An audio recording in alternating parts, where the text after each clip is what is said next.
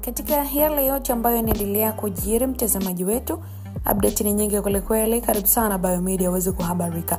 Mhabarishaji ni Official Rose D. Basi na kupoteza wakati, unaambiwa Mange kufungiwa akaunti zake. Hizi ndizo sababu za kufungiwa. Wadau wafurahia bora maana alikuwa kero. Karibu sana tuangazie nini sababu za kufungwa kwa akaunti za Mange Kimambi, lakini pia nini haswa ambacho kinaendelea kwa msanii huyo. Meta haijatoa taarifa rasmi kuhusu sababu ya kufunga akaunti hizo, lakini muktadha wa kisiasa na kijamii uliopo unaonyesha kuwa hatua hiyo huenda ni sehemu ya mashinikizo ya kuhakikisha majukwaa ya kidigitali yanatumika kwa njia salama bila kuhatarisha amani ya nchi. Watumiaji wengi wa mtandao huo wameonekana kushangazwa na hatua hiyo, huku baadhi wakiunga mkono kwa hoja kuwa ilikuwa imefika wakati udhibiti wa maudhui yenye kuashiria uchochezi kuchukuliwa kwa uzito. Kwa sasa bado haijajulikana kama akaunti hizo zitarejeshwa au endapo Mange atafungua malalamiko rasmi kupinga uamuzi uliofanywa na Meta. Hata hivyo, kufutwa kwa akaunti zake kunatoa ujumbe mkubwa kuhusu namna mitandao ya kijamii inavyozidi kuchukua hatua dhidi ya maudhui yenye utata. Tutakumbuka Disemba 3, kampuni ya Meta inayomiliki mtandao wa kijamii wa Instagram ilifunga rasmi akaunti za mwanaharakati wa mitandaoni Mange Kimambi. Akaunti zilizofutwa ni ile ya Mange binafsi pamoja na ukurasa maarufu wa Mwananchi Forum ambao kwa muda mrefu umekuwa ukihusishwa na kuratibu na kuhamasisha mijadala mikali, na baadhi yake ikituhumiwa kuchochea vurugu hasa katika kipindi cha uchaguzi mkuu Oktoba 2025 tarehe 29.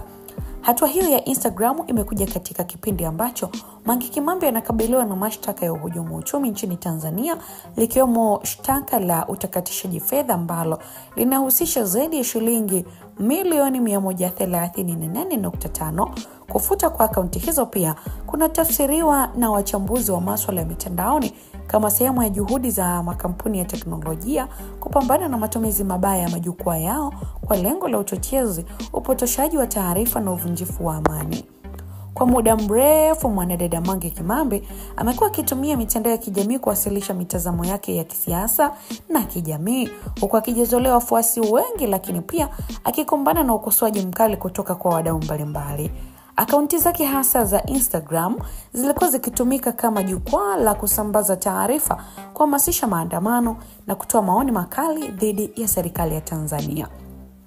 Baada ya kufungwa akaunti hizo za Instagram na WhatsApp, wadau wamefurahi kwa kusema kuwa bora, maana kiukweli alikuwa kero. Kila ukiingia mtandaoni ni yeye, jambo ambalo limekuwa likileta hofu kwa baadhi ya Tanzania. So uamuzi huo wa Meta umewafurahisha wengi sana na kuomba asifunguliwe tena. Lakini pia wadau wameomba na wanaharakati wengine ambao ni wachochezi wa vurugu na kuharibu amani, wakina Mare Sarungi na wenzake, waweze kufungiwa pia, maana wote ni wachochezi na waharibifu wa amani nchini Tanzania pale ambako tunaelekea Disemba 9.